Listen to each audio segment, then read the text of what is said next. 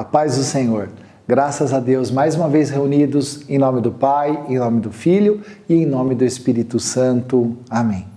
Estamos estudando os mistérios da Santa Missa. Estamos estudando agora na parte litúrgica da Sagrada Liturgia o momento da consagração, onde o maior mistério da Igreja, onde o maior milagre da Igreja acontece. E como ele acontece? Então, agora é fundamental que você participe desta aula, mas participe da nossa aula anterior, para que você entenda o processo, deste nosso pensamento até a nossa conclusão sobre a Eucaristia, para que você entenda, porque uma aula é sequência da outra. Quantas perguntas nos fazem no YouTube, numa aula, e que a resposta está na aula seguinte? Por quê? Porque é uma sequência da outra. Como nós temos pelo menos 20 minutos, 22 de aula, então a gente tem que interromper e ir para outra aula. Então veja todas as aulas, meu irmão, porque eu creio que vai te ajudar muito. Bom, então nós estudamos que Jesus, ele estava nos explicando que ele é o pão descido do céu. A discussão que teve com Jesus, porque ele literalmente quis nos ensinar, vocês vão comer minha carne e vocês vão beber meu sangue, Então, essa explicação de Jesus, ela é, como ele disse, em verdade vos digo, Vocês vão comer minha carne, vocês vão beber meu sangue, e isso trará frutos para vocês, Frutos de vida eterna, porque eu vos ressuscitarei no último dia. Então, Cristo vai crescendo em nós. Cristo, a Eucaristia é remédio para o corpo e para a alma. Remédio para o corpo e para a alma. Então, quando Jesus promete, lá em João capítulo 6, dizendo, eu sou o pão da vida, e deu toda aquela confusão, porque muitos a partir de então deixaram de andar com Jesus. Talvez você viu a nossa última aula, e você já falou, não, isso é demais para minha cabeça, para mim chega. Quantos talvez façam isso? Mas você que quer continuar mergulhado no mistério, mergulhando para águas mais profundas, como nos disse João Paulo II hoje, nosso santo. Então nós estamos mergulhando, nós estamos indo nos conhecimentos para águas mais profundas. E quanto mais nós nos envolvemos com Deus, mais nós o conhecemos. Por isso que nesse nosso ciclo de estudos estamos estudando o mistério da Santa Missa, como tudo o que acontece no nosso culto de adoração.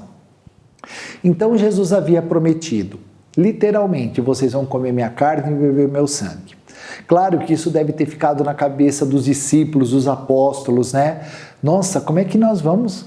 Eles ficaram sem entender isso, mas eles entenderam que eles iam ter que comer e beber o sangue de Jesus, comer a carne e beber o sangue. Mas o que eles não esperavam era o quê? Que Jesus, num determinado momento do seu evangelho, da sua pregação, da sua doutrina, do seu ensinamento, ele sempre disse, afirmando que João Batista havia pregado no deserto. João Batista disse, este é o Cordeiro de Deus que tira o pecado do mundo. Então, todos os anos em Israel, desde que houve a libertação do povo israelita da escravidão do Egito, houveram 10 pragas. A 10ª praga foi que todo primogênito do Egito morreria. Mas os filhos de Israel seriam guardados porque a partir daquele ano estava sendo instituído uma festa perpétua, uma festa que será celebrada eternamente. Que festa é essa? A festa pascal, a Páscoa. Então, na Páscoa, todo aquele processo que nós já estudamos no nosso ciclo sobre Cristologia, quando estávamos estudando o Credo Niceno-Constantinopolitano. Então, lá nós estudamos que Jesus hoje é o Cordeiro de Deus, pascal, oferecido a Deus para a nossa salvação. Então, naquela primeira Páscoa em Israel, o cordeirinho, foi morto, entendeu? O cordeiro com todo um ritual instituído, né? Os copos de vinho, de água, as ervas amargas, o pão sem fermento e o cordeiro pascal. E o sangue do cordeiro foi colocado nos umbrais, né, da porta, das janelas. Quando o anjo exterminador passou, viu aquele sangue, ele não entrou para colher a vida dos primogênitos que haviam naquela casa, porque naquela casa estava sendo celebrada a Páscoa, a aliança com Deus. Então, Jesus começou a dizer: eu sou agora o Cordeiro Pascal. Eu vim para este mundo não para abolir a lei e os profetas, porque a festa da Páscoa é uma lei, é uma instituição. Eu não vim para abolir nada disso, eu vim para levar tudo à perfeição. Então Jesus falou para eles, para os discípulos, para os apóstolos: esta noite nós celebraremos a Páscoa. Pediu para Pedro e João, deixa eu ver se eu estou falando certo aqui, né? Pediu para eles, para que eles fossem preparar a ceia pascal. Vamos entender uma coisa. Naquele ano em que Jesus pede isso para os discípulos, para preparar a ceia pascal, era um ano especial em Israel. Era uma Páscoa especial. Por quê? Porque Jesus sabia que havia chegado a sua hora de se oferecer como cordeiro. Hoje nós já sabemos que ele se oferece como cordeiro no altar da Santa Cruz, mas eles não sabiam. Jesus sabia o que iria fazer. Ele ia se deixar entregar, ele iria se entregar por livre e espontânea vontade. Por isso que ele diz para Pilatos: Pilatos, Pilatos, se eu quisesse, meu pai enviaria miríades de anjos, uma legião de anjos para me defender, mas eu dou a minha vida porque quero, em resgate, para salvar, para resgatar muitos. Bom, o que havia de diferente nesta semana, nessa festa pascal? A Páscoa era celebrada dia 14 de Nissan. Neste ano em que Jesus iria pagar o preço da nossa salvação, a festa da Páscoa caía exatamente no sábado do judeu. E no sábado o judeu não fazia nada. Ele tinha até o número certo de passos para ser dado. Eles não podiam fazer nada. E o sábado começava no pôr do sol da sexta-feira. Então, no pôr do sol da sexta-feira até o pôr do sol do dia seguinte, que era o sábado, não se fazia nada, não se podia fazer nada. Então, neste ano, eles iriam celebrar a Páscoa na sexta-feira, às 3 horas da tarde. Por quê? Então eles estavam antecipando, porque depois às 6 da tarde seria, né, o 14 de Nissan, a Páscoa, mas nada poderia ser feito. Então eles estariam ceando a Páscoa, né? Ceando a Páscoa antes do sábado, para que tudo se resolvesse diante de Deus, né, nessa liturgia que eles tinham. Conclusão. Jesus, na cabeça dos apóstolos, eles iriam também celebrar a Páscoa na sexta-feira, no dia seguinte. Mas isso era uma quinta-feira. E Jesus disse para eles: é hoje à noite que nós vamos celebrar a nossa Páscoa. Eles, meio sem entender, falaram assim: poxa, mas a Páscoa já é no sábado. Não vamos poder porque é sábado. Já vamos comemorar amanhã. E Jesus está dizendo que vai ser hoje à noite, né, numa quinta-feira. Mas eles obedecem Jesus, porque Jesus é sempre assim. Às vezes a gente não vai entender direito as ordens dele, mas é porque é o melhor. Quando Deus te fala alguma coisa, obedeça. É porque mesmo que você não entenda, é porque é o melhor para você, meu irmão, é melhor para mim, né? Bom, então eles prepararam toda a ceia pascal. Estava ali Jesus, os 12, na mesa. E aí nós estamos vendo já a imagem, né? O Felipe já está colocando para nós. Olha a imagem da ceia pascal. Né? Eles estavam os 12, se você contar aí é claro que vai dar 11, porque ali na imagem, não sei se dá para ver, você já vê a sombrinha de uma porta e alguém já indo embora. Era Judas indo trair, infelizmente, né? Judas escolheu. Jesus fez de tudo para salvá-lo, para persuadi-lo a não o trair, mas nada deu certo. né? Que na celebração ali, Jesus ainda molha o pão no vinho e dá, esse ato era assim, você molhava o pão no vinho para você dar para o teu melhor amigo ali. Ele molha o pão no vinho e dá para Judas, querendo dizer, Judas, eu te amo, não me traia. Mas nada adiantou, Judas, por causa de dinheiro, né, resolveu vender Jesus, né? Uma pena. Bom, conclusão. Ali na ceia pascal, Jesus só coloca os 12. Vamos colocar 12, porque depois no lugar de Judas foi colocado Matias, né? Então, querendo ou não, foi os 12, esses 12 primeiros que estão ali recebendo isso que eu vou falar para vocês agora. Jesus senta na mesa com os 12. Claro que a parte poderia estar Nossa Senhora, Madalena, Marcos, que ainda seria evangelista, sabe? Eles ficaram à parte. Jesus disse, esses 12 vão celebrar essa festa comigo. Então olha que interessante. Se você reparar bem, nós vamos ver. Esse é o Cordeiro encarnado na Virgem, né? Nós vamos ver de novo a imagem, olha, de quando Jesus foi encarnado. O Espírito Santo cobre a Virgem Maria, toma a Virgem Maria por esposa e Jesus é encarnado.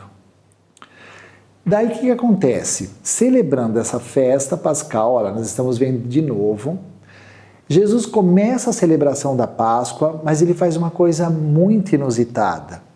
Um escravo, precisaria lavar o pé dos convidados ali, dos convidados de honra. Não havia quem fosse lavar o pé deles. O que Jesus faz? Jesus depõe o seu manto, porque manto significa autoridade. Lembra quando nós estudamos também o cerimonial da aliança? Né? Jesus, do mesmo modo, se você não se lembra do cerimonial, vá lá nas nossas aulas e participe. Estão lá nas de aliança, né? Das nossas aulas da aliança com Deus, das primeiras alianças. Jesus depõe o manto, quer dizer, ele depõe da sua autoridade como mestre e senhor, se abaixa e começa a lavar o pé dos apóstolos. E Pedro ainda fala, não, Senhor, o Senhor não pode lavar meu pé, eu que tenho que lavar o teu. E Jesus fala, não, se eu não lavar teu pé, você não terá parte comigo. Aí Pedro, então lava tudo, orelha, cabelo, lava tudo, Senhor. E é claro, Jesus quer nos dizer, eu estou aqui para servi-los, para lavá-los, para purificá-los. Estou aqui também para mostrar que vocês vão precisar servir uns aos outros, não é? Eu não estou aqui servindo você, você está aí participando de ricos ensinamentos, como eu recebi esses ricos ensinamentos, estou repassando para você. Então nós estamos aqui um para servir o outro. Nesse tempo, eu larguei tudo para estar aqui. Você também deixou tudo para estar estudando a palavra do Senhor. Então, Jesus começa a lavar o pé dos apóstolos. E aí, ele volta para a mesa. Quando ele volta para a mesa, ele faz uma coisa inusitada, porque ele havia dito, vocês vão comer a minha carne e beber o meu sangue. Só que nem os apóstolos sabiam o que Jesus iria fazer agora. Vamos pegar a nossa Bíblia em Lucas capítulo 22. Eu já estou com a minha Bíblia aqui. Você está com a sua, abra no capítulo 22. E Jesus fez uma coisa que ninguém esperava. Olha o versículo 19. Instituição da Eucaristia. Aqui Jesus começa a celebrar, prestem atenção, Jesus começa a celebrar a primeira Santa Missa. Nunca havia acontecido isto aqui neste planeta Terra. E eu vou dizer mais, esta é a primeira e única Santa Missa. Como assim, Luiz? Você vai entender daqui a pouquinho. A missa estava sendo instituída por Jesus Cristo. Por Jesus Cristo, ele instituiu, ele funda uma igreja e ele institui essa igreja e nela ele começa a colocar regras, normas. Então, ele faz isso. Versículo 19. E tomou um pão, deu graças. Imagine a oração de graças, é o que nós vamos entender que aqui na igreja se chama, né, a oração da epiclese, depois a oração da anamnese. Vou explicar tudo isso para você. Então, tomou o pão e deu graças, o Espírito invocado, mas ele é Deus também. Ele foi se colocando, ele partiu o pão, distribuiu a eles, dizendo, a eles quem? Os 12 que ali estavam, os 12 primeiros apóstolos, dizendo, isto é o meu corpo que é dado por vós. Fazei isto em minha memória. E depois de comer, fez o mesmo com o cálice, dizendo, este cálice é a nova aliança em meu sangue, que é derramado em favor de vós. Imaginem, espera um pouquinho, por coincidência eu tenho uma taça aqui. Isto é o meu cálice. Ele pegou do pão, vamos supor que isso é o pão, este pão é o meu corpo, este cálice é o meu sangue. Irmãos, ele não falou assim, isso vai representar, isso vai ser um sinal, uma representação. Não, ele diz, isto é o meu corpo, isto é o meu cálice. Esse cálice é a nova aliança em meu sangue, a nova aliança. A velha aliança é o Velho Testamento, é a Arca da Aliança, as tábuas da lei, sabe? Passou, ele diz, é a nova aliança em meu sangue que é derramado em favor de vós. E quando ele fala isto é, se você for na nossa gramática, o verbo significa ser e estar. Isto é, vou pegar de novo. Isto é, isso significa ser e estar. Ser e estar. É sério ou não é? E aí ele diz, vocês vão fazer isto em memória de mim. Mas o que é esse em memória de mim? O que é isto em memória de mim?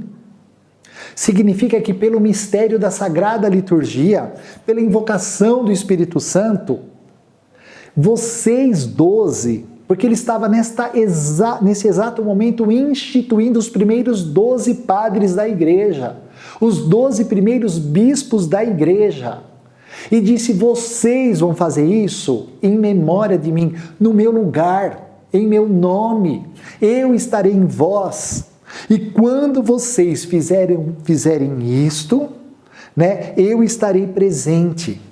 A palavra memória não é uma recordação, mas é uma atualização do mistério pascal de Cristo.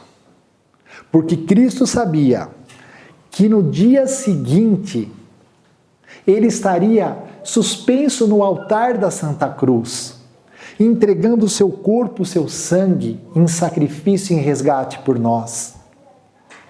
Por isso que ele disse, vocês vão comer o meu corpo e beber meu sangue, porque eu sou o Cordeiro Pascal.